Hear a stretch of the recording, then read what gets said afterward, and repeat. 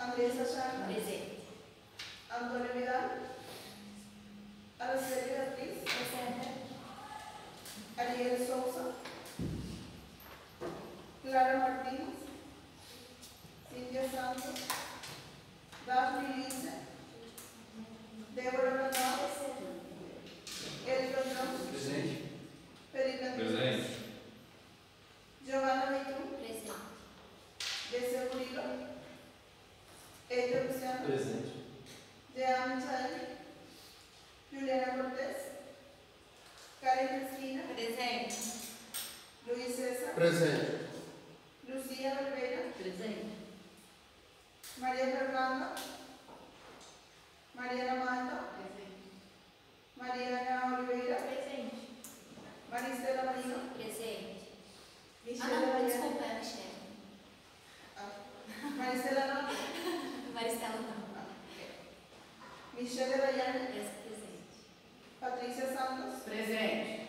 Rejane Soares, Ravi Santos, Rodrigo David, Presente. Tamires, Presente. Tainá Masuchini, Victoria Puli, Wellington Mateus, Presente. todos fueron llamados. Sí. No, antes de Erma. Ah, não. De Erma primero. Joana, llamando mañana de ella porque después vamos a ver ya ella. La dio.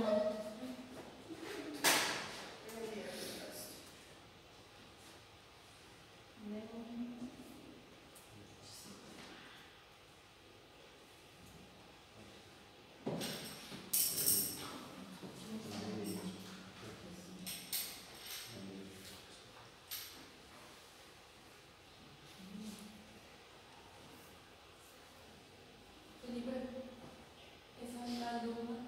Esa persona me parece así. Ah.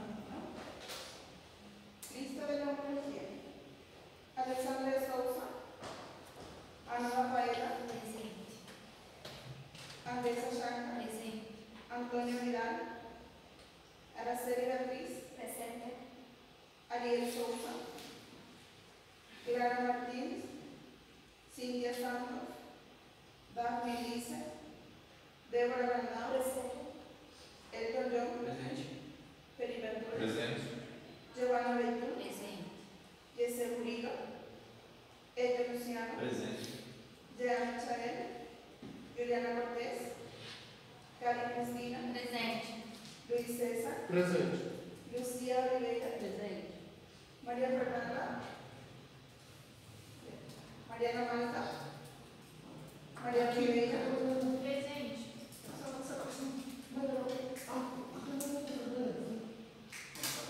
Tá aqui, Marinaldo. Mariana Malta. Sim, está Llamamos de passando. Joana, esa sí, estaba. ¿dónde se fue? No, pero ahora sí, pero otro estaba en la clase. María Fernanda no, Mariana Malta, sí, Mariana Oliveira, Maristela, Michelle, Presente. Patricia, Presente. Cristina, Reyane, Ravi Santos, Rodrigo, Presente. Tamires, Presente. Tainá Masuchini, Victoria Curia, Presente. Wellington Mateus. Nossa, Vitória, professor. Todos fueron llamados. Que grosso fora. Bueno, Que voz grossa. ¿qué pasó? A Vitória grossou a voz, hein? Eu achei só os hormônios. Bueno, vamos a empezar. Sí, como ustedes vieron, el igual siempre tiene sus modificaciones o a veces pequeñas modificaciones. Y una de las últimas modificaciones que hizo en relación a los cambios más relevantes fue en el 2023. De 2023 en adelante ya no hubo cambios significativos. Este 2025 los cambios más importantes que hubo fueron el tratamiento. ¿Sí? Agregando corticoides, pero así la parte de las definiciones en sí ya no hubo modificaciones. ¿Sí? Bueno, ¿qué hice entonces desde que cambiaron hace unos 2 años atrás ya por la definición? Que la enfermedad pulmonar obstructiva crónica es una condición pulmonar heterogénea. Eso de por sí ya estaba, lo conocía, ¿verdad? Por las causas. Y siempre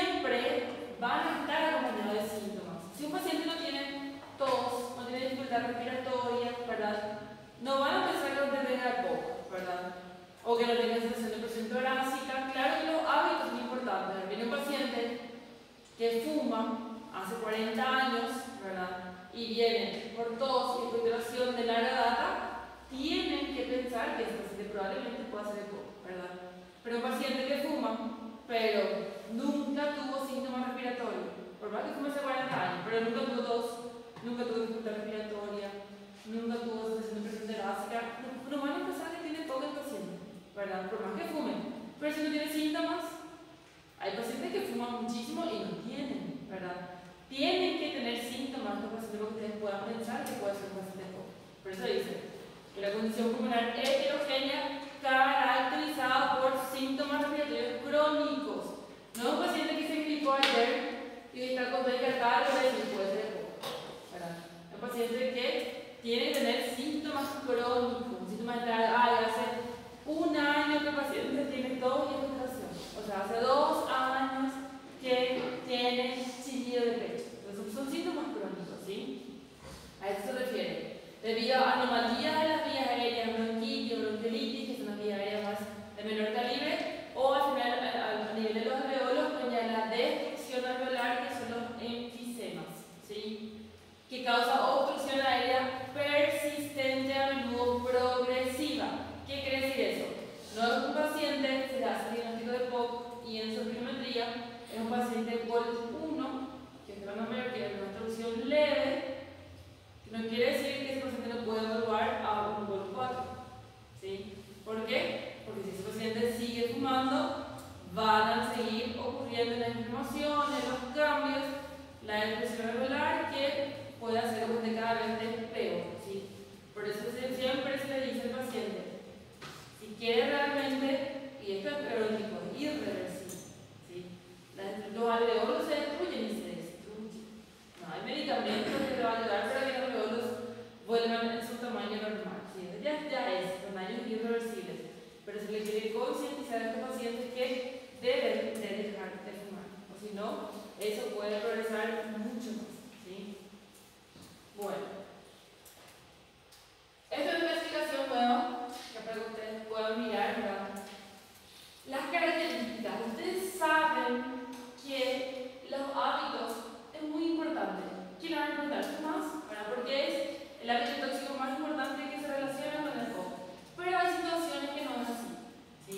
Quiere decir, si no, yo no fumo, entonces no tengo foco. Hay situaciones que el paciente sí puede tener una enfermedad pulmonar obstructiva crónica, que tal como ustedes pueden ver. Está el EPOC genéticamente determinado, ¿sí? Que entra en la clasificación de EPOC-G, esa es la taxonomía, ¿sí? Para que se tengan en cuenta porque son los etiotipos que se manejan ahora.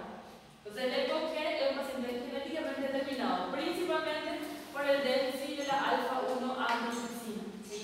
Este paciente diagnosticado de EPOC muy jóvenes, hay que hacerle dosaje de alfa-1 aminoxicina, ¿sí?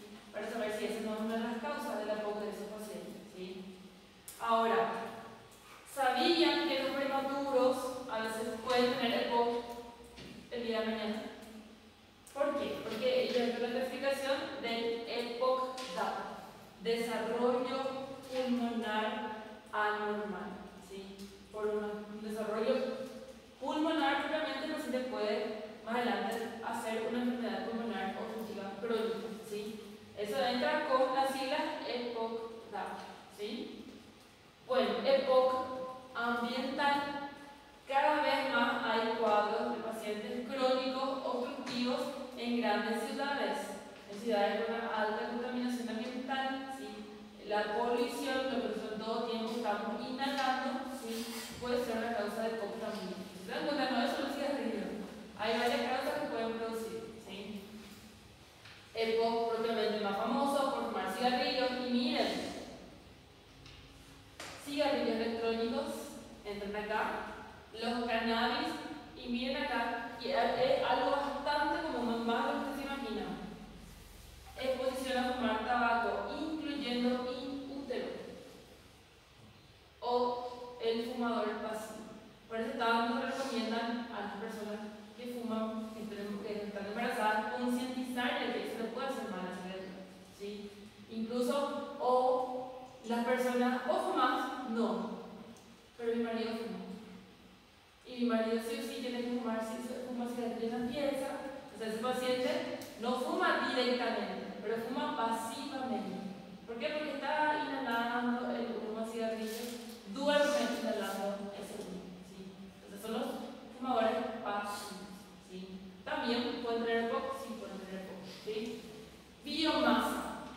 Y eso es algo que siempre hay que preguntar, ¿verdad? ¿Puedo fumar? No. ¿Pero cocinar a leña?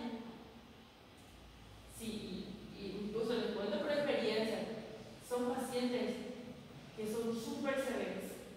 Son pacientes que hacen una función súper severa, ¿sí?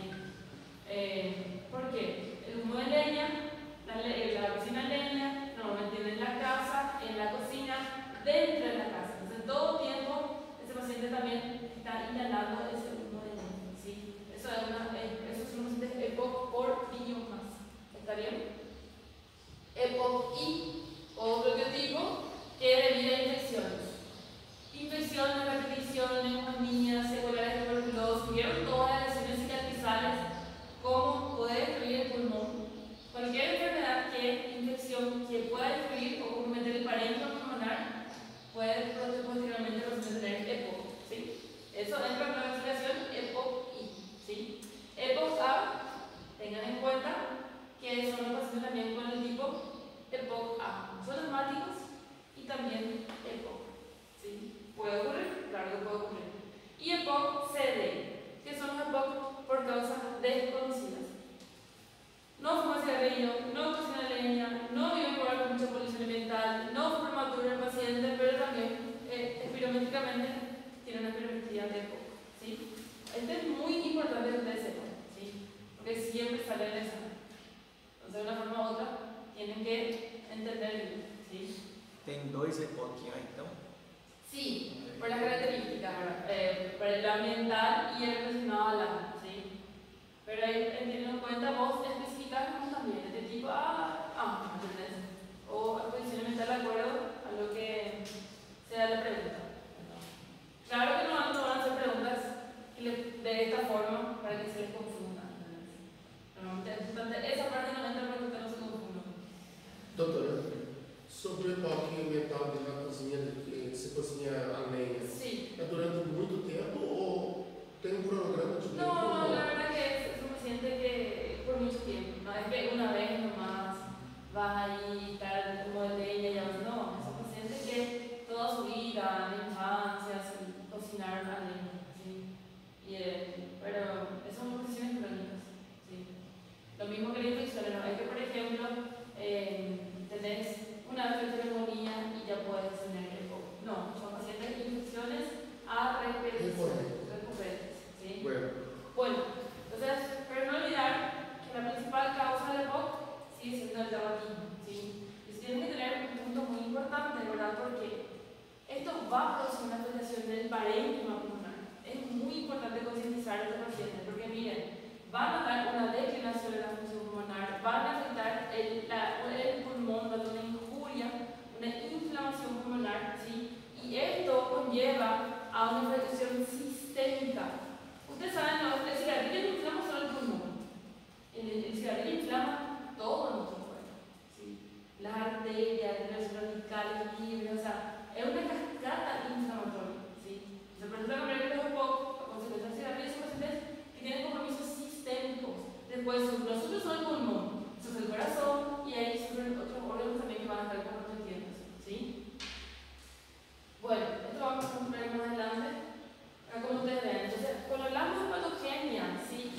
Van a tener varias interacciones, ¿sí? Por eso dice, interacciones dinámicas y acumulativas, ¿sí? Es un proceso que va a ir sumándose y va potencializándose de forma u otra para comprometer realmente el estado general de ese paciente, ¿sí?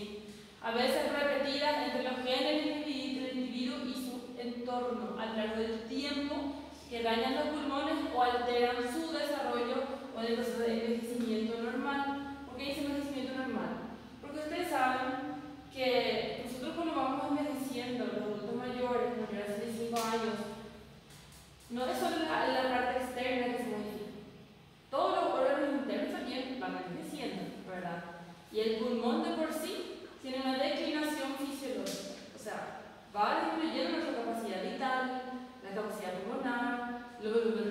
va aumentando, o sea, hay unas modificaciones que van a ir normalmente ocurriendo. O sea, hay que tener en cuenta que este proceso es un daño acumulativo y tener en cuenta que también va a entrar el proceso del envejecimiento en estos pacientes, ¿sí? Porque el EPOC no es una enfermedad común que se ve en las personas mayores, no se ve en personas de 20 años, ¿sí? En personas mayores de que se ve, ¿sí? Tener en cuenta que de por sí nosotros vamos a tener una declinación pulmonar que se va a asociar con este compromiso del parénquima pulmonar, ¿sí?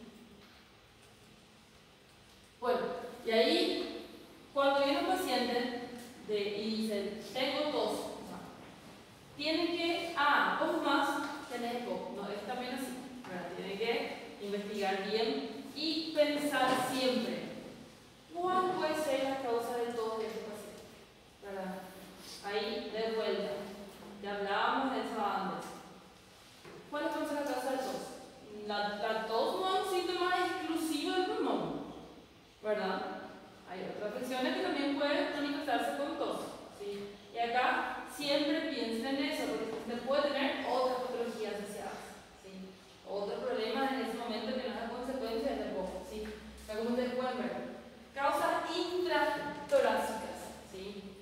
Asma, cáncer, tuberculosis, bronquiectasias, insuficiencias cardíacas muy común, que ustedes pueden tener tos, enfermedades intersticiales, fibrosis quística y la tos idiopática. O sea, una tos es la causa no aparente, pero puede entrar en la parte intratorácica. Ahora, miren y descarten siempre, porque incluso un paciente diagnosticado de EPOC puede tener acceso a tos de causas extratorácicas, ¿sí? Entonces, y el paciente cree que una descompensación es EPOC, pero no mejora a consecuencia de las causas extratorácicas. Lo más común, rinitis alérgica y el síndrome del goteo nasal posterior. ¿Qué quiere decir eso? Y es súper común. El paciente que está ahí se engripa. ¿Quién tuvo gripa en estos últimos tiempos? Se libraron, no sé, porque está habiendo una epidemia de influenza acá en la ciudad. Todos tienen influenza, es impresionante. ¿Y qué queda después? Tosen. Me duele mi garganta. Siento que tengo una secreción acá que se cae y eso me da tos. Eso es el famoso síndrome de goteo postnasal, a consecuencia de la secreción postnasal justamente que el paciente va teniendo. Es una causa súper común de tos, de causas extratorácicas. Pulmonar, pulmón perfecto, son vías aéreas superiores, ¿sí? Causas extratorácicas. Perdón. Síndrome de todas las vías respiratorias superiores, que también entra en esa clasificación, junto con una rinitis alérgica, reflujo gastroesofágico. Hay causa de descompensaciones de EPOC, ¿sí? A consecuencia del reflujo. Y el paciente tiene ese reflujo, viene ese acidez, eso se va a las vías aéreas y el paciente empieza a tener tos, no tos irritativa, ¿sí? Hay que tratar, si no el paciente no va a mejorar, ¿sí? Y ahí no olvidar los medicamentos. El IECA, por ejemplo, por excelencia, ¿se recuerdan? El Abril, el inhibidor de la enzima convertidora a la angiotensina, uno de los efectos colaterales más comunes de ellos es tos, ¿sí? Dice, incluso el paciente luego dice, yo estaba bien, pero desde que empecé a tomar ese comprimido, tengo tos. Parece que ya dejé de tomar. Después conseguí una crisis hipertensiva ahí, pero seguí por qué, porque se dio cuenta que ese remedio le causaba o le empeoraba a todos esos pacientes. Entonces, traten de descartar siempre causas extratorácicas que pueden estar produciendo tos también en esos momentos a los pacientes, ¿sí? Bueno, factores de riesgo ambientales. A ver, le veo muy cansaditos ya. Rodrigo, ¿puedes leer, por favor? O tabaquismo es un fator de riesgo ambiental para EPOC, muy importante. Los fumadores de cigarrillos tienen mayor prevalencia de sintomas respiratorios y alteraciones de la función pulmonar. Una tasa anual más alta de pérdida de FEV1 y una mayor mortalidad. FEV1, eso es volumen respiratorio forzado de primer segundo, ¿sí? Eso ustedes van a ver mucho que van a ver ahora porque esos son los parámetros que se tienen en cuenta cuando hablamos de pruebas funcionales, ¿sí? Entonces, ¿qué dice? Una tasa anual más alta de pérdida del FEV1, ¿sí? FEV1 o FEV1, de las dos formas se pronuncian, ¿sí? y una mayor mortalidad por EPOC en los mismos fumadores. O sea, ¿qué quiere decir eso? Que es un parámetro directo para evaluar la gravedad de la función. ¿Sí? Después, E uma maior mortalidade por EPOC nos fumadores, aún assim, menos de 50% dos fumadores desarrollam EPOC. A exposição passiva ao humo de cigarrillo e outros produtos de tabaco, assim como a marihuana, também são fatores de risco de EPOC. Fumar durante o embaraço conlleva um risco para efeito, já que altera o crescimento e desarrollo pulmonar intrauterino. entonces, ustedes saben que la mamá fumadora, ¿verdad? Gestante, es una de las principales causas de restricción del crecimiento intrauterino, cuando me en ginecología, es una de las causas más comunes. Entonces, eso va a producir, también puede producir un desarrollo pulmonar anormal del pulmón de ese feto, ¿sí? Por consecuencia, ya estuvimos viendo que es una causa de EPOC también, EPOC in utero, ¿sí? Claro, que va a tener evidentemente alguna consecuencia el día de mañana, ¿sí? Entonces, es muy importante preguntar al paciente, ¿fumas? ¿Verdad? ¿Cigarrillo? No. Pero ¿fumas otro tipo de sustancia? Porque esto no es exclusivo del cigarrillo. Miren, narguilé, pipa, cigarrillo electrónico, todos pueden producir enfermedades pulmonares, ¿sí? Entonces, porque si vos le preguntas, ¿fumas cigarrillo? La gente dice, no. ¿Entendés? Pero fuma otro tipo de sustancia, y eso hay que interrogar en la clínica. Si se está asociando a un cuadro respiratorio, ¿sí? Principalmente un cuadro respiratorio crónico. Bueno, entonces, vamos a empezar. Indicadores claves para considerar el diagnóstico de EPOC. Por ejemplo, Heitor fuma y estuvo gripado Heitor hace 15 días. Después él se quedó con un goteo nasal, escozor en la garganta y tos seca persistente, ¿verdad? Y se va a consultar con Patricia. Patricia, vos le haces la clínica, el doctor te dice que fuma y te dijo que hace 15 días estaba con tos. ¿Qué te va a decir? ¿Cuál es tu impresión diagnóstica? ¿Cómo vas a conducir eso?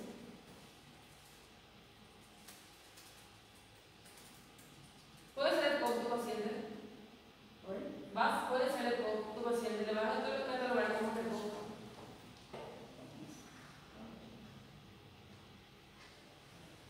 ¿Cuál es la primera pregunta que vos tenés que hacer y le tenés que hacer al paciente?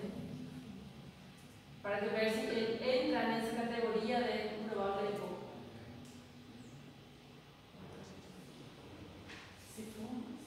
Si fuma, no. ¿Pero qué dijimos en el comienzo?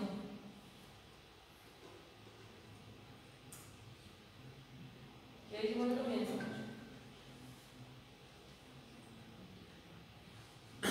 Paciente diz que não e vamos partir para. No, fuma. Él fuma. Ele fuma. Sí. Él fuma. Pero hace 15 días tuvo power gripal y se quedó con una tos persistente. Pero ahí tienen que preguntar, ¿hace 15 días nomás que está así, con tos? ¿O antes ya suele tener cuadro de todo? Yo no, nunca tuve tos. Nunca tuve ningún síntoma. Ahora nomás, después que me gripé, me quedé así. Entonces, eso no entra en la clasificación de EPOC. ¿Por qué? Porque son síntomas crónicos. ¿Entendés? Son síntomas de mayor tiempo de evolución. ¿Sí? Eso es lo que tienen que tener en cuenta en la enfermedad heterogénea, pero acompañado de síntomas respiratorios que ustedes pueden ver ahí: disnea, tos crónica, pero tos crónica. No estamos hablando de una tos de 15 días de evolución. Mayor tiempo de evolución tienen que tener los síntomas. Temos que sair no corpo. ¿Entendés? Ahora, un paciente, si fuera Heitor, te dice, no, yo siempre tengo tos, siempre me duele mi pecho, le decía, ok, tenés EPOC, Heitor, le voy a decir a él, porque vos fumabas y porque tenés, ya está con tos hace 6 meses, ya tenés diagnóstico de EPOC. ¿Es así? No. Asocio los síntomas y ahí tengo que pedirle pruebas de función pulmonar para poder confirmar mi diagnóstico. ¿Sí? Por eso dice, siempre cuando estamos frente a una sospecha de EPOC, cuando vamos a sospechar que tiene síntomas, ¿verdad?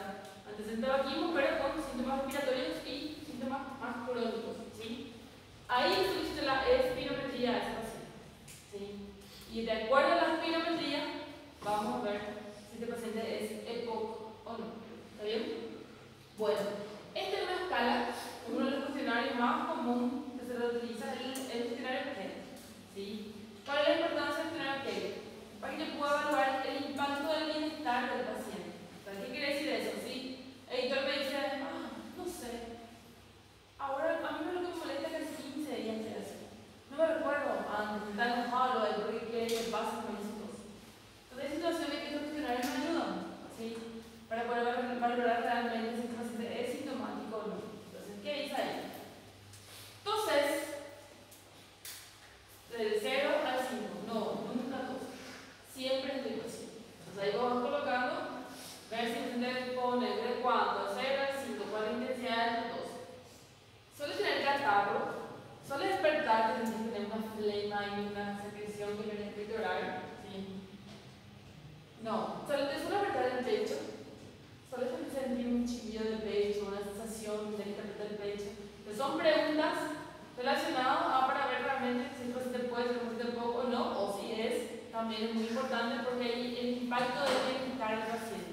¿Sí? Entonces, el nos sirve también para valorar la gravedad del EPOC. ¿Sí? Porque un paciente muy sintomático, que tiene mucho tos, que tiene mucha dificultad respiratoria, un paciente que tiene una calidad de vida muy mala, ¿sí? No puede caminar, no puede hacer ejercicios, entonces de una forma u otra el impacto del bienestar de la vida del paciente es muy importante. ¿Sí?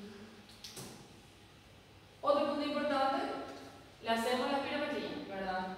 ¿Y qué dice? Una vez confirmado el diagnóstico de EPOC mediante espirometría, ¿qué tenemos que hacer? Yo necesito saber cuál es la gravedad de la afección de ese paciente para que pueda tratarle correctamente a ese paciente. ¿Sí? Por eso es tan importante. ¿Sí?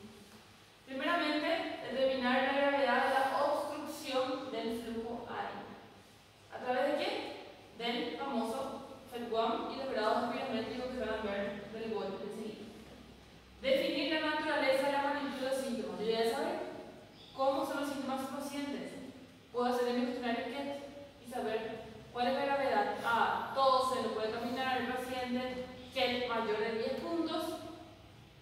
No es un paciente, es un paciente muy sintomático. Conocer los antecedentes de agudizaciones. ¿Qué quiere decir eso?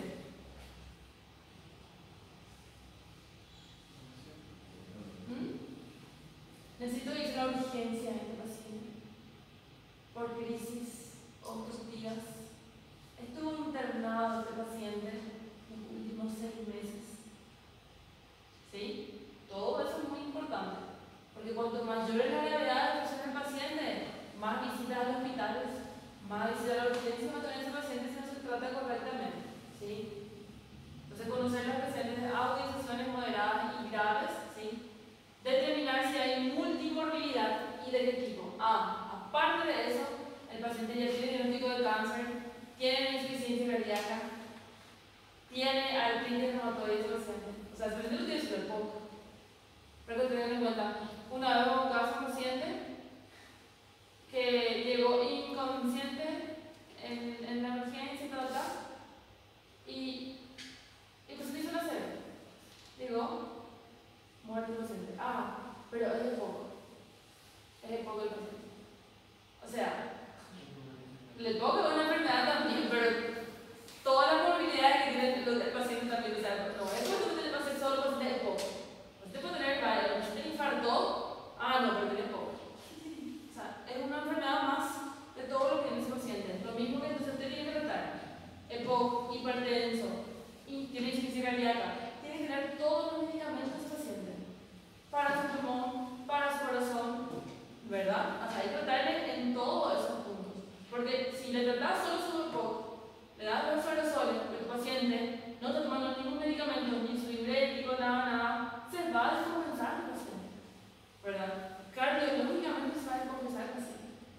Entonces hay que saber todas las probabilidades de ese paciente y que todas sus probabilidades estén siendo tratadas correctamente, ¿sí? A eso nada más.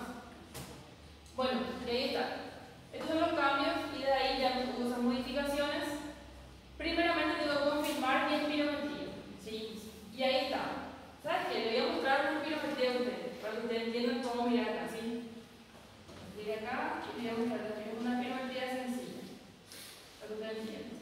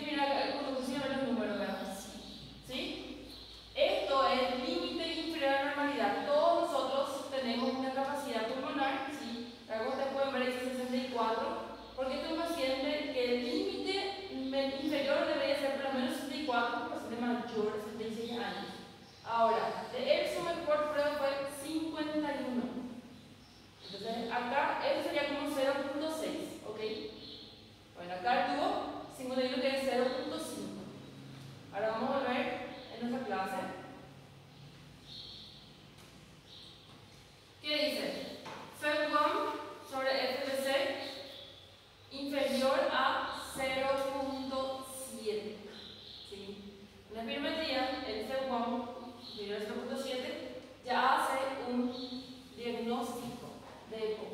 Ahora, ¿cómo yo voy a saber si es una función leve, moderada, grave o severa o muy severa? Ahí tengo que agarrar y mirar el FEV1 post. Y ahí yo miro, mayor a 80% es leve, gol 1, ¿sí? Entre 50 y 39, un gol 2, ¿sí? Entre 30 y 49 es un gol 3 y un gol 4, FEV1 menor al 30%, ¿sí? Miren acá. Miren el FEV1 que está acá este paciente. ¿Cuánto tiene? 38%. ¿Qué grado objetivo va a tener este paciente? 3. Este es un paciente gol 3. ¿Sí? ¿Por qué? Porque su FEV1 era del 38%. Seria 38% de preto pulmonar seria uma doença do seu pulmão respiratório, doutor? ¿Cómo? Volumen respiratorio forzado del primer segundo, ese es el FEV1. O sea, el FEV1 de él fue inferior al 38%. Y eso se ve porque cada uno de nosotros conocemos la espirometría, se carga la altura, la edad, del peso de su paciente y tenemos ya un parámetro, ¿entendés? Y de acuerdo a eso, de acuerdo a la forma que vos expirás, se ve esa gravedad de la función, ¿sí? Incluso la curva es diferente, ¿sí? Entonces ven acá. ¿Se dan cuenta que bueno? Pero la curva, voy a mostrar la espirometría. Esta es la espirometría del paciente. Mira su curva. ¿Consiguen ver? La curva normal tiene que ser esto: ascenso y descenso. ¿Ven como un triángulo? ¿Consiguen ver acá? Este es la curva normal. Ahora, miren acá. Miren la curva, ¿consiguen ver? Esta es la curva del paciente. Mira, acá. Y esto es su curva. Sí. ¿Consiguen ver? O sea, la diferencia de una curva normal y la curva de un paciente de poco. ¿Sí? Eso porque el paciente no tiene esa capacidad de experimentar, claro, por la función que tiene. ¿Sí?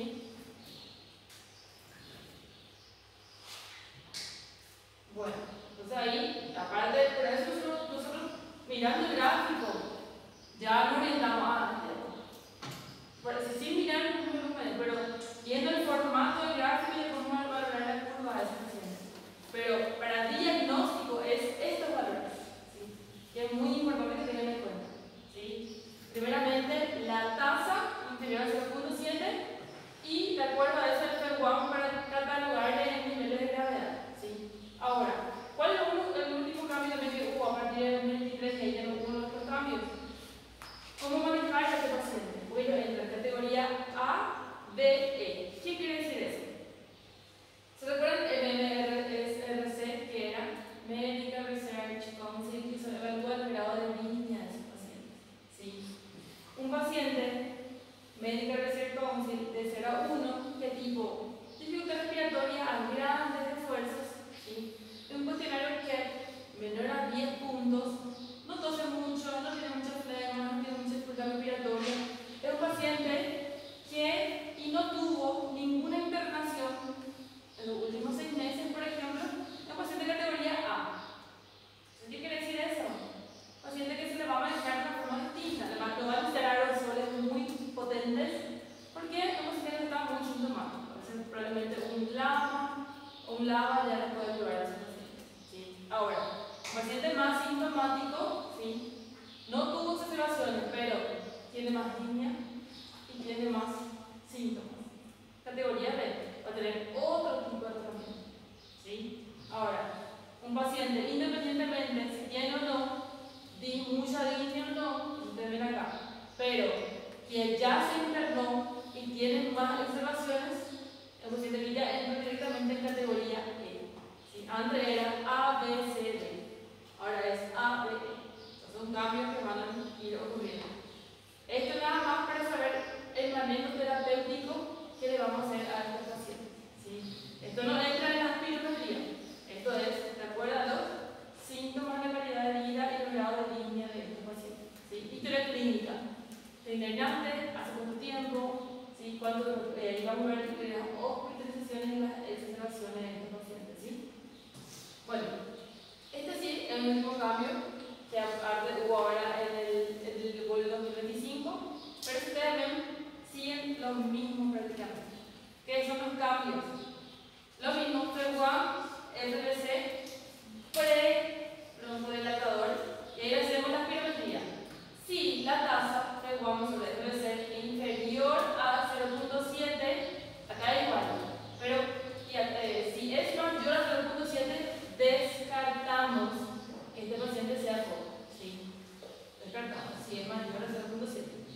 Ahora, si es menor a 0.7, yo necesito hacer le vuelvo a hacer, cuando se hace un pirometría, se le hace la primera prueba, ¿sí?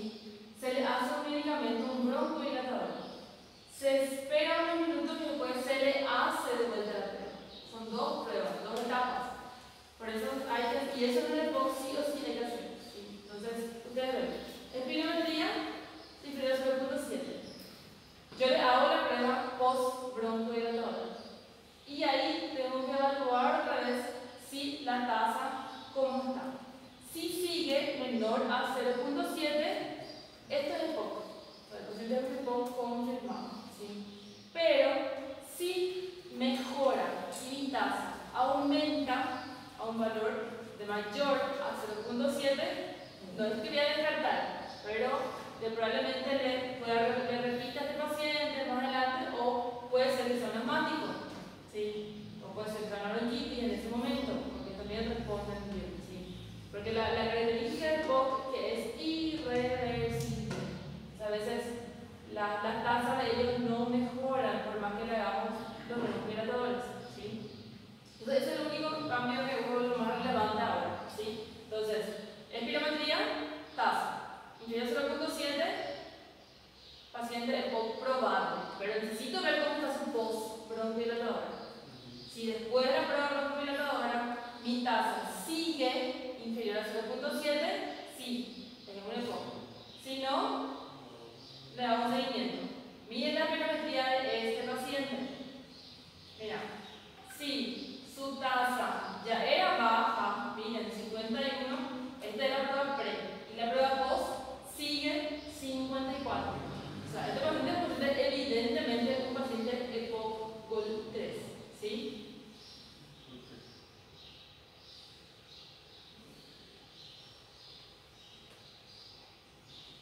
Bueno, ¿están entendiendo? Porque toque é uma coisa muito grave, né? Então, por isso tem que ter todas essas provas para descartar ou não. No, tenés que identificar correctamente lo más importante. Pero que no es que es muy grave, hay que darle vuelta.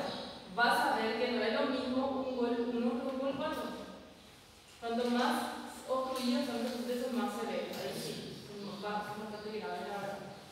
Pero un gol 1 vive súper bien, normal, ni tiene crisis, agudización. El problema cuando van básicamente más severos, ¿sí? Bueno, no se olviden las características que estuvimos hablando, EPOC G, EPOC D, ¿sí?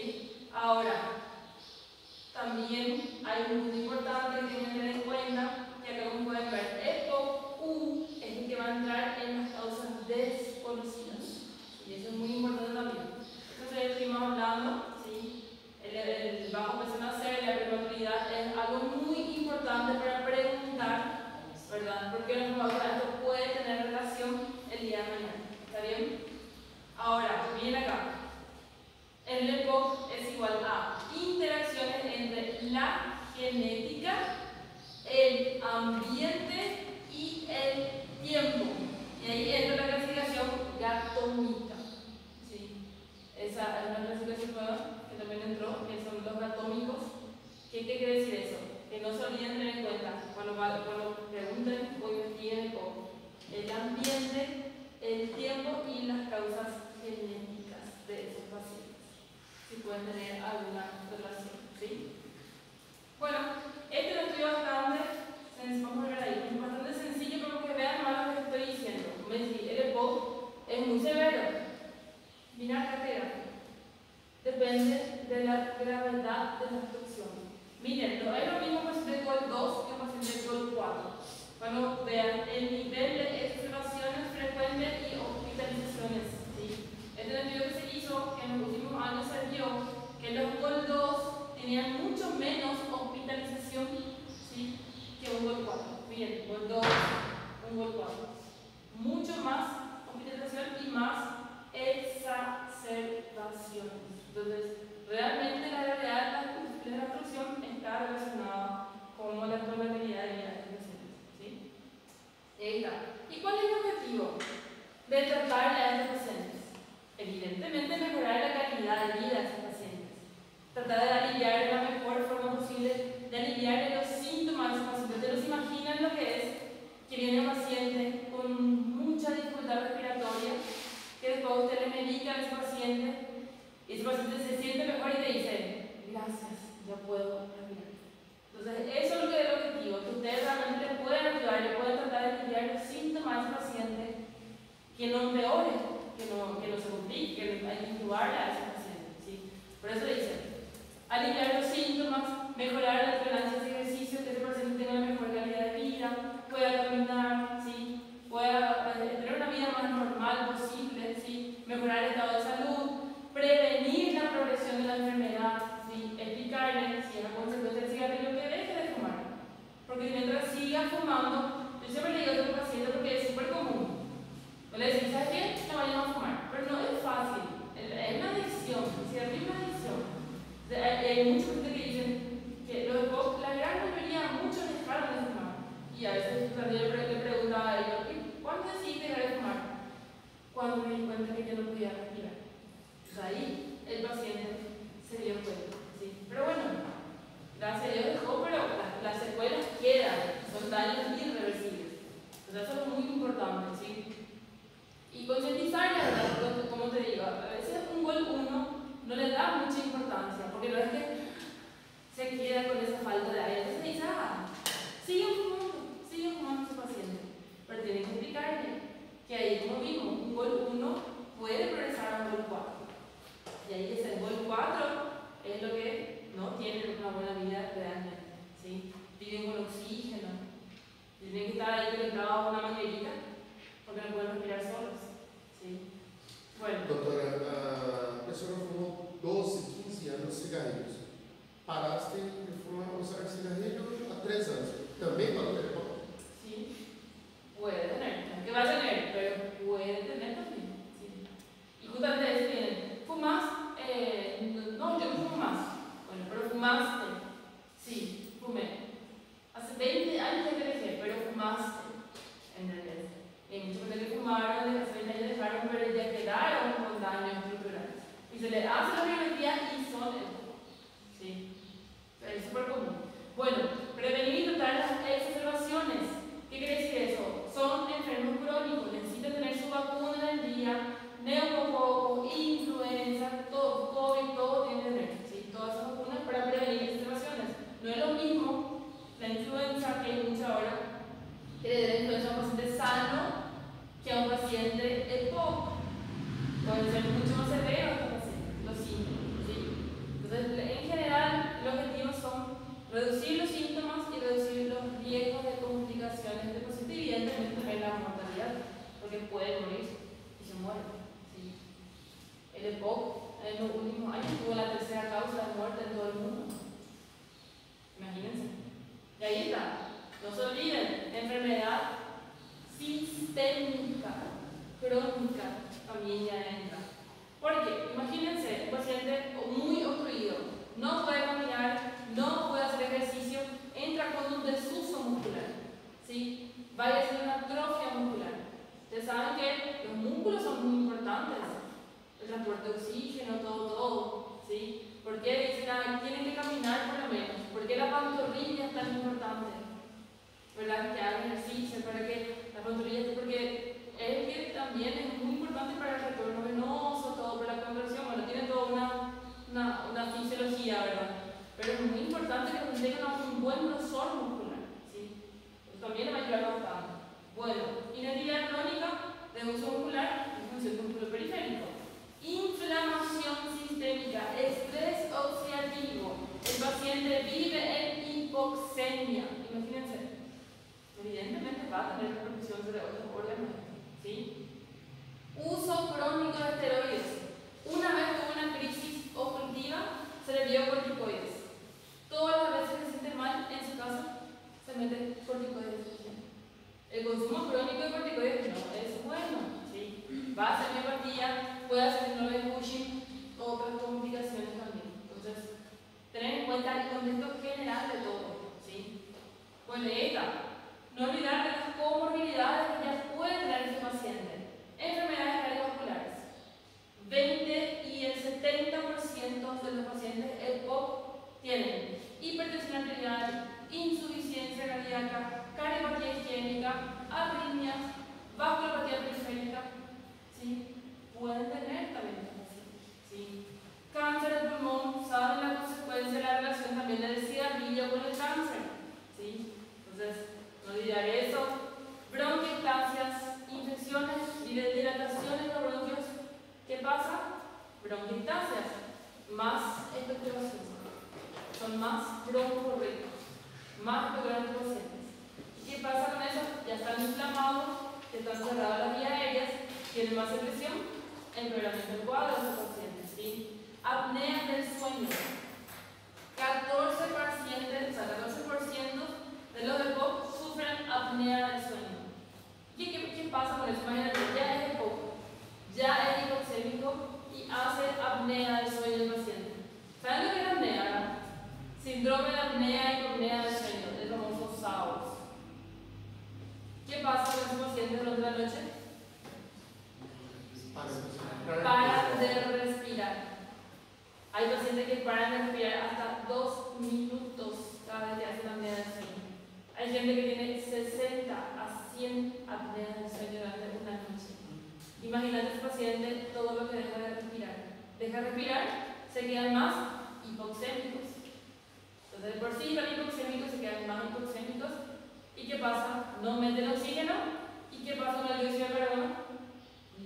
Aumenta. Entonces, empeora mucho el cuadro del paciente. Entonces, hay que tener en cuenta ese punto también. ¿Sí? Nesse caso, a sua saturação vai cair para quanto, doutora, em média? No depende, ¿verdad? Depende de la absorción, pero puede llegar a caer hasta 80, 70, no sabemos. Cuanto más tiempo deje de respirar, más va a caer la saturación de este paciente. ¿Sí? Entonces, para que usted vea más cómo se puede comprometer. ¿Sí? Y la osteoporosis, evidentemente, por el consumo crónico de esteroides es una de las cosas más comunes también. ¿Sí? Entonces, ten en cuenta todas las comorbilidades que puede tener un solo paciente. ¿Sí? Diabetes, síndromes metabólicos, miren acá, reflujo gastroesofágico, ¿sí? Bastante común y como ustedes pueden ver, es un factor de riesgo de agudizaciones. O sea, un reflujo gastroesofágico le puede empeorar el cuadro a estos pacientes. ¿Sí? Se asocia a peor estado de salud y entonces es muy importante tratar también ese reflujo. Anemia, ¿sí? El paciente puede estar anémico, ¿sí? Por varias situaciones, ¿sí? O incluso, pero es más común la policitemia que la anemia en los EPOC. Yo les digo que en los laboratorios es más común la policitemia que la anemia en ellos. ¿Saben lo que es la policitemia?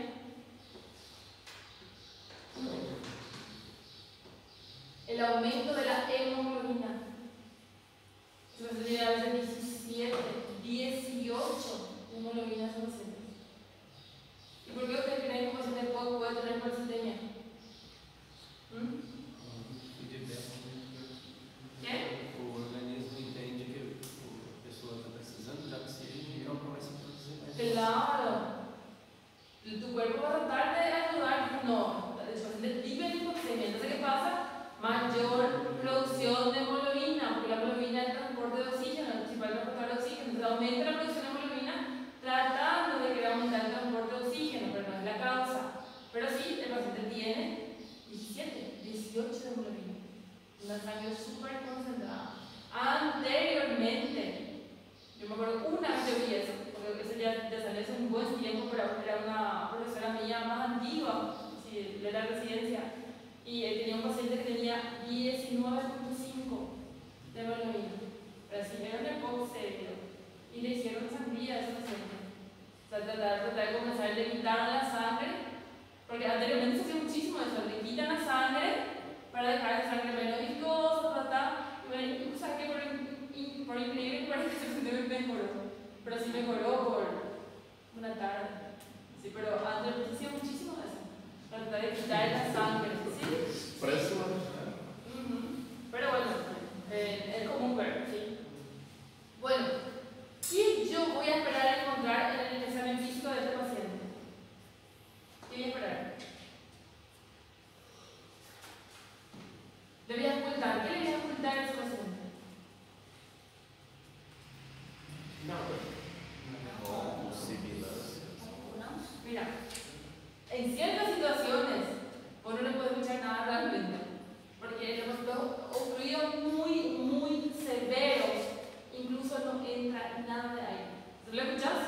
famoso silencio ambulatorio. ¿Sí? Pero eso se presenta muy, muy graves. Lo común que uno escucha es ronco y sibilancias, ¿sí? Que te indica esa obstrucción de las vías aéreas. Pero eso dice sibilancias, roncos o la disminución del propio murmullo vesicular. Clínicamente, ¿cómo puede estar también ese paciente? Baja edad, desnutrido, ¿sí? Muy delgado, músculos atróficos, pueden estar, ¿sí? Pueden estar cianóticos, pueden estar por la hipoxemia severa que pueden tener, edemas periféricos. Se puede tener edemas inferiores porque pueden ser por pulmonales, que la insuficiencia cardíaca del lado derecho del corazón, a consecuencia de una hipertensión pulmonar. ¿Sí? Entonces, usted puede tener signos de sobrecarga cardíaca derecha. ¿Sí? ¿Pueden entrar así? Sí, pueden entrar. Radiográficamente, ¿cómo es la radiografía de estos pacientes? ¿Qué les impresiona? Essa parte, ¿Cómo usted describiría esta radiografía? Muy bien, pulmón más grande, expandido, hiperinsuflado, súper bien. Después, muy radiolucido. ¿Sí? Para la radiografía es súper negra. ¿Por qué? Porque hay mucho más aire retenido dentro de ese pulmón, entonces es un pulmón más grande, más hiperinsuflado. Incluso se dan cuenta cómo se ve acá el aplanamiento diafragmático. ¿Ven? Ambos diafragmas tienen el mismo nivel, normalmente lo ves así, el derecho está un poquito más elevado. Como ustedes ven que está bien aplanado, ¿por qué? A consecuencia de ese pulmón hiperinsuflado que ustedes están viendo. Acá hay algo que no se ve también de una forma tan directa, porque puede estar o no presente, pero es muy común también que las costillas se vayan horizontalizándose y haya un aumento de los espacios intercostales, porque es como si fuera que la caja torácica queda en inspiración continua. Entonces queda un pulmón más hiperinsuflado. ¿Sí? Todo eso puede ver en la radiografía así. Entonces vos mirás, incluso, ¿pero de qué te va a servir tu conducta terapéutica? No. Porque acá vos tenés que ocultar. Vos le escuchás broncosibilancia. ¿Qué importa la radiografía? No, vamos a ver todo esto. Pero tu conducta terapéutica no va a cambiar. Ahora, si este paciente le empieza a escuchar crepitantes, no tiene por qué crepitar. Un obstructivo solo no tiene por qué crepitar. Si crepita es porque hay algo más ahí. ¿Sí? Bueno, esto es lo típico que sabemos. ¿Sí? Miren la tomografía. ¿Quién le impresiona acá? Le digo a ustedes, ¿esta ventana qué les parece a ustedes? ¿Es una ventana mediastinal o una ventana parenquimatosa?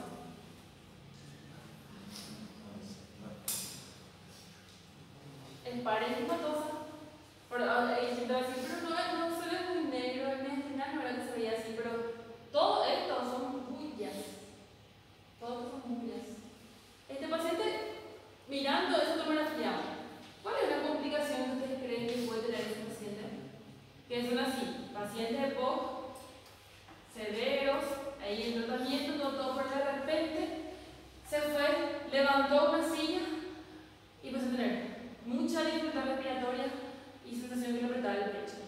Viene, se le hace aerosoles, porque se le escuchó silencio pulsatorio al lado izquierdo, sibilancia dispersa al lado derecho, y se le hace aerosoles y no mejora el paciente. ¿Qué pudo haber pasado?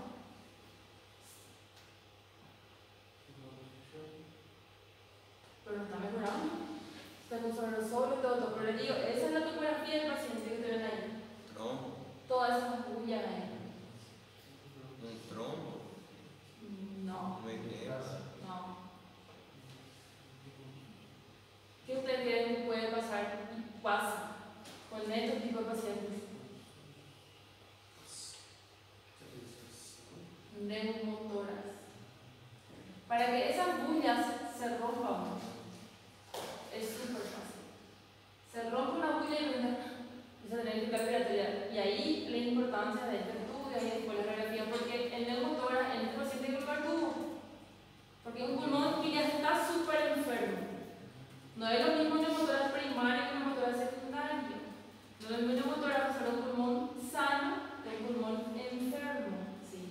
Entonces ahí evidentemente no está mejorando el método, pero el tubo de drenaje, ¿sí?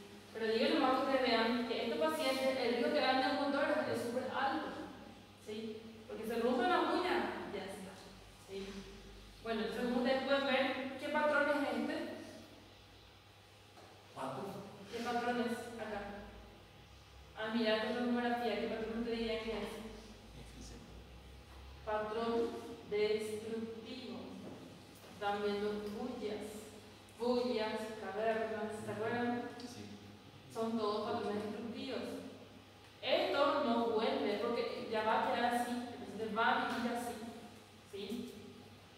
Bueno, ven que acá se ve el parénquima. Todo esto son bullas, ¿sí? Mas aí, por exemplo, se eu tenho um risco muito grande dessas bolhas, tipo, estourarem, o que a gente pode fazer para diminuir isso? Não? E para tentar prevenir? Y que no hagan esfuerzos, que el equipo no haga mucho ejercicio, que no hagan esfuerzos, justamente eso, que no hagan esfuerzos intensos porque puede ocurrir. O sea, tenés que explicarle al paciente que el riesgo va a tener. Y de repente, si quiere tener una dificultad respiratoria súbita, quiere pensar que puede hacer una hemorragia. Entonces, la persona que la tiene nuestro paciente tiene que pensar que eso es un diferencial muy común. ¿Sí? Entonces, a nivel paciente explicarle para que puede ser ese riesgo y los médicos pensar que esto ustedes pueden hacer también.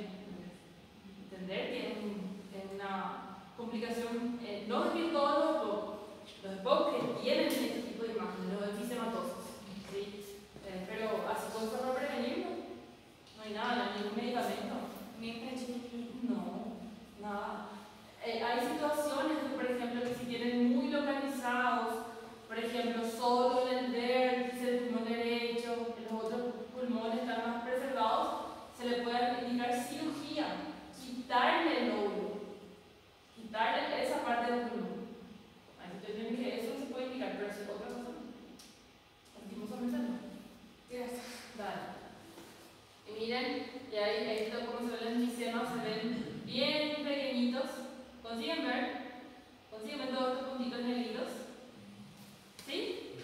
Esos son todos los enfisemas, ¿sí? Bueno, no olvidar, tratamiento. No importa de qué enfermedad hablamos, siempre van a haber terapias farmacológicas y terapias no farmacológicas, ¿sí? ¿Qué dice ahí? Medidas generales antes de inicio tratamiento. A ver, ¿quién puede leer? Medidas generais antes de iniciar o tratamento. Abandono do tabaco. Adequada nutrição. Atividade física regular. Evaluação e tratamento das comorbidades. Vacinação antigripal em todos os pacientes antineumocócica e de 3 serotipos. Estratégia de autocuidado. Entonces, miren, todo. Primero que deje de fumar y otro, tratar de que se alimente correctamente ese paciente, porque que esté desnutrido no es bueno, que esté obeso tampoco es bueno, ¿sí? Que haga actividad física en base a lo posible, por eso es tan importante que una de las opciones también que siempre le sugiere a este paciente es fisioterapia, ¿sí? Fisioterapia respiratoria y motora, ¿sí? Algo muy importante para ellos, ¿sí? Vacunación, que tengan todas sus vacunas en día, eso es algo importante también, ¿sí? Y acá, los tratamientos, eso no cambia nada. Tratamientos, no se preocupen, yo no les voy a preguntar a ustedes, ¿sí? No les voy a preguntar porque son cosas que siempre se cambian, se actualizan y para que ustedes no se compliquen con eso, ¿sí? No les voy a estar preguntando. Pero siempre el tratamiento va a ser en base a los síntomas, como ustedes pueden ver acá. La composición, la situación de medicamentos, ¿saben lo que son lamas, lavas? ¿Se recuerdan? ¿Eso es farmacología? ¿No? Bueno, veamos acá y vamos a ver ahí. Bueno, acá está. ¿Qué son estos medicamentos? Nosotros hablamos de los, ¿se recuerdan lo que es? Los betagonistas, anticolinérgicos. Bueno, hay betagonistas y anticolinérgicos de corta acción, de larga acción, tratamiento de mantenimiento, tratamiento de rescate, porque tengan en cuenta nada más. Salbutamol, que es lo más común, es fenoterol, terbutalina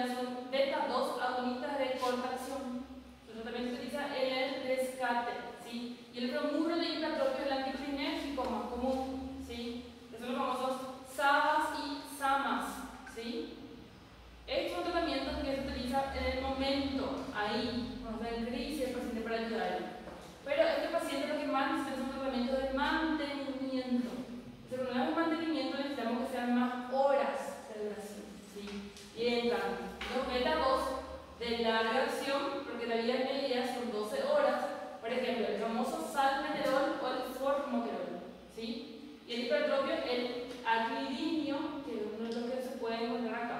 Radiotropio nosotros no tenemos acá, creo que no hay luego ni tampoco en Brasil. El aclidinio que nos está viendo. Y los de ultra larga acción, que son los aerosoles mejores que el paciente una vez al día no usa. No hay necesidad que estés usando 2 veces al día. Y ahí entran los beta 2, que son los intanterol, bitanterol, olodaterol, ¿sí? Y los anticlinérgicos, el diotropio, el glicopirrinio, que son los más utilizados. ¿Cuál es el problema de estos medicamentos? El precio. ¿Sí? No es lo mismo un salmeterol que un intanterol. Anda a ver, un salmeterol tú puedes comprar a partir de 100.000. Un intanterol vas a comprar a partir de 500.000. ¿Sí? Un glicopirronio está a 800.000. ¿Sí? Entonces, está todo eso. No es solo indicar. Ver si tu paciente va a poder comprar. ¿Y cuál es el problema? ¿Por cuánto tiempo voy a usar? Toda tu vida. Y pues está. Entonces no puedes solventar 800.000 todos los meses hasta que se muera. No sabemos.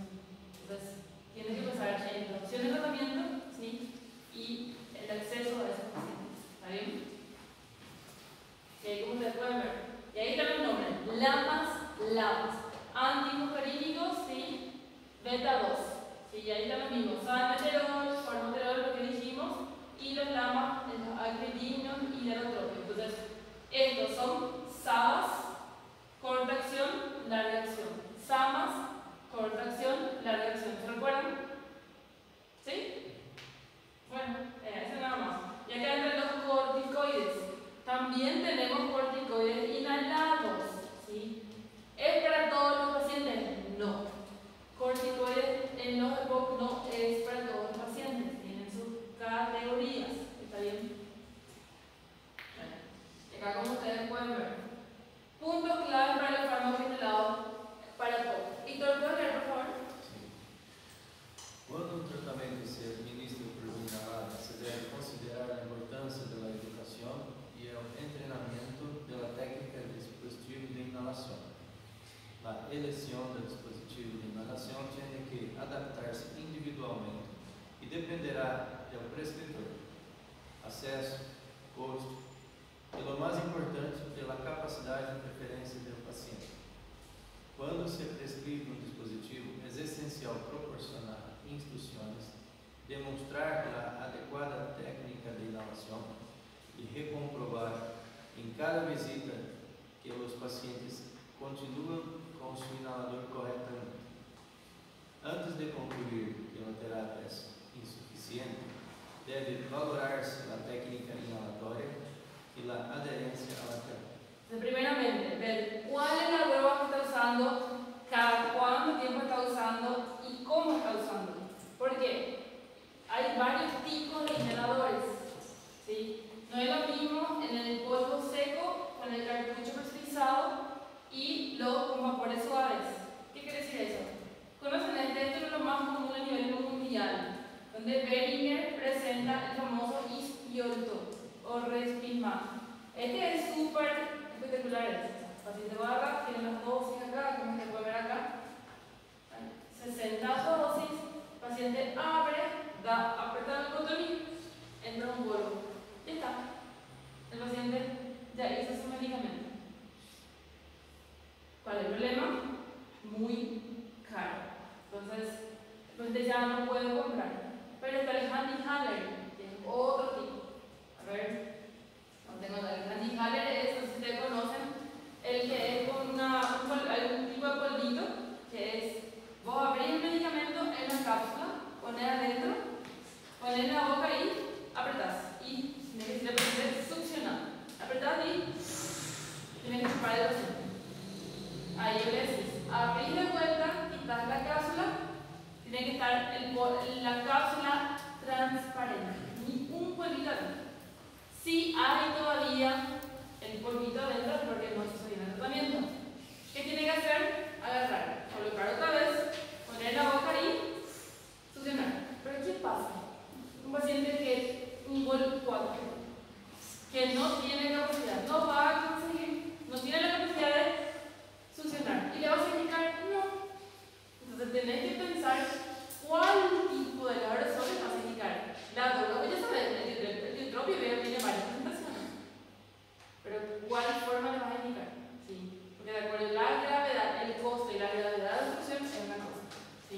muy importante. Bueno, oxigenoterapia. ¿Quiénes ustedes creen que van a necesitar de oxígeno? ¿Todos? No. Los graves. ¿Y cómo vamos a poder catalogar quiénes son los graves?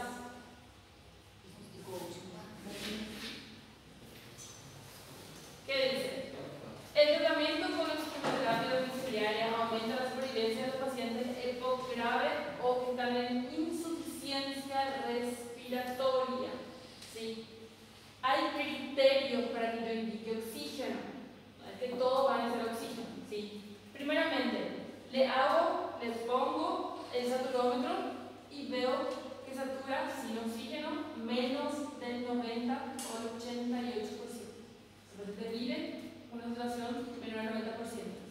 Le hago una gasometría a ese paciente y su PO2 está menor a 60. ¿Sí? Menor a 60, 55,10%. Es un paciente que está en insuficiencia respiratoria. ¿Sí? Aparte de eso, tiene oliglobulia, que es el aumento de la hemoglobina. O aparte de eso, tiene una insuficiencia cardíaca del lado derecho de ese paciente. Entonces, todos estos son criterios de oxigenoterapia. ¿Sí? Si no entran en esos criterios, no tienen indicaciones de oxígeno en la casa. Ahora, ¿cuál es la siguiente pregunta? ¿Vas a usar oxígeno a partir de ahora? Si yo te digo, por ejemplo, editor, ¿va a usar oxígeno a partir de ahora? ¿Qué más me querés preguntar? Oye, está bien. ¿Cómo? É caro, não é? También. É conveniente você ter que ficar levando bagulho por todo lugar. ¿Cuánto tiempo voy a usar? Yo tengo que quedarme 24 horas al día con el oxígeno. Imagínate. A partir de ahora el oxígeno no va a salir, no va a hacer nada, tengo que hacer presa ahí en un concentrador o algo. 16 horas el paciente tiene pero oxigenoterapia domiciliaria. O dice, ay, yo ya uso oxígeno. Vienen todos los criterios de oxigenoterapia, ya uso oxígeno. Pero contame un poco, ¿cómo usas? No, me despierto, me coloco las horitas, me voy, hago mis cosas, después veo la tele, después 2 horas también pongo de tarde y antes de dormir me coloco 2 horas. Eso no es oxigenoterapia. No cumple con los criterios. Para que el oxígeno haga efecto, o sea, haga el efecto que tiene que hacer como tratamiento, el paciente necesita 16 horas al día de estar con oxígeno. Entonces, le decís, ¿sabes qué? Dormí con tu oxígeno, que son 8 horas. Después que durante el día, trate de las 8 horas después ir espaciando, ¿verdad? Pero para que haga criterio, o sea, para que cumpla el tratamiento, son 16 horas de oxigenoterapia. ¿Está bien? Bueno, ahora, ¿quiénes son los que se pueden complicar? Cuanto más viejo el paciente, peor para nosotros. Entonces, la edad avanzada, mayor riesgo de exacerbaciones, ¿sí? La gravedad del POC, como dijimos al comienzo, pero es lo mismo un gol 1 que un gol 4, ¿está bien? Tiene exploraciones anteriores, tuvo 3 visitas en la urgencia en los últimos 6 meses, mayor factor de complicación, o que sea un paciente colonizador ya, por ejemplo, de pseudomonas o de acinetobacter, ya un paciente que va a tener mayor riesgo de complicaciones, ¿sí? O que aparte de eso, como dijimos, ya tiene otras enfermedades. No es solo todo. Tiene insuficiencia cardíaca, tiene artritis, tiene cáncer, mayor riesgo de complicaciones, ¿sí? ¿Cuándo vamos a hablar de un paciente tiene una exacerbación de POC? No es lo mismo en EPOC que una exacerbación de POC, ¿sí? Un EPOC está estable, está controlado, está medicado. Pero ese paciente POC puede exacerbarse, ¿sí? Entonces, ¿qué dice por definición? Incremento de la disnea y la tos que empeoran en menos de 14 días y se acompaña de taquicardia o taquipnea, ¿sí?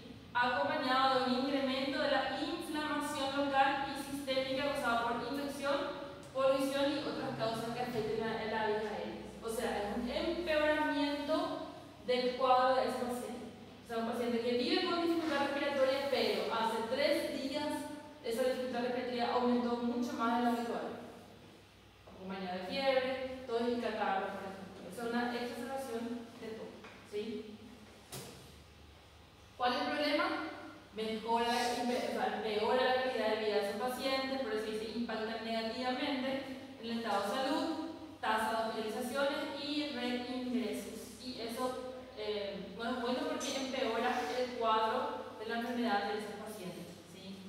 Y uso pacientes que muchas veces tienen que internarse y la internación hospitalaria tampoco incrementa el riesgo de sobreinfecciones, el empeoramiento del cuadro y la declinación de la función pulmonar de esos pacientes, ¿sí? Bueno, y ahí está el famoso criterio de Antonisen. ¿Qué son los criterios de Antonisen? Justamente para que investiguemos exacerbación del POC. Porque estos pacientes del POC normalmente son tosedores y expectoradores privativos. Que tienen con tos y expectoración, pero si tuvieron aumento de la arritmia, aumento de la tos y expectoración y cambios en el aspecto del esputo de ese paciente, era una tos blanquecina, un catarro, blanquecina, pero ahora está amarillo o verde. Entonces tuvo cambios en la expectoración del esputo purulento, eso ya entra en criterio de Antonisen positivo, ¿sí? Para que entendamos que estamos frente a una exacerbación, ¿sí? Pode ser um só dos três? No, tiene que ser los tres, exactamente. Deben entrar los tres. Y se acompañan siempre de los tres, ¿sí? Y no olvidar que ellos pueden tener otras complicaciones, que no es solo la exacerbación. O sea, un EPOC que viene a las urgencias por dificultad respiratoria, bueno, descarten primero una exacerbación. ¿Pero lo escuchas? ¿Tú tienes chillido? Un muñeco muscular normal. Pues sí. ¿Qué pasa entonces? Pero está con crepitantes. Puede ser una neumonía. O puede ser una embolia pulmonar. Puede ser. Una complicación también que ellos pueden tener. O su insuficiencia cardíaca está descompensado. El paciente puede tener una arritmia. ¿Sí? Los aerosoles no les van a ayudar al paciente en este momento. ¿Sí? O un traumatismo torácico a consecuencia de los tos puede ocurrir. No es común, pero puede ocurrir. Neumotórax. Lo que dijimos, los pocos todos a pensar que pueden tener un neumotórax. Entonces, hay que pensar un poquito más de las otras complicaciones que ellos pueden tener, no solo la exacerbación en sí, ¿sí? Porque si esto cuanto más se atrasa, más riesgo de mortalidad van a tener los pacientes, ¿sí? Y ahí, como ustedes pueden ver, a veces esto puede ser el final de los pacientes, ¿verdad? Severo oxígeno, pero el paciente sigue fumando, ¿sí? O sea, ahí está de vuelta. No olvidar todas las terapias no farmacológicas que hay que concientizar a los pacientes para que eviten la presión. Si no terminan con una vez, había una imagen muy interesante que era así de una tomografía que se le dice al paciente y arriba en la ropa que no se quitó se veía así la caja de cigarrillos. Entonces realmente entender que es un hábito muy, muy grave, ¿verdad? Que hay que concientizar a los pacientes. Bueno chicos, ¿alguna pregunta? Estou chocado. ¿Sí? Quando, por exemplo, um paciente tem uma associação de EPOC com insuficiência cardíaca, Sí. e aí piora a disneia, como que eu vou saber se é por conta do EPOC ou da insuficiência cardíaca? Y el examen físico te va a ayudar bastante.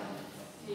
Porque justamente eso. Si tu paciente no está con sibilancia, está con un cuadro obstructivo, tenés que ver ese punto también. Pero voy a decir, por ejemplo, fluido cardíaco, normofrenético, no tiene signo de sobrecarga, no tiene crepitantes, está en compresión cardíaca, se le maneja como paciente la sensación de POC. Pero si ese paciente, por ejemplo, está con ritmo de galope, sabes que está descompensado biológicamente, hay que tratarle con la situación biológica también. Entonces la semiología te va a ayudar mucho ahí, muchísimo, y en todas, la verdad.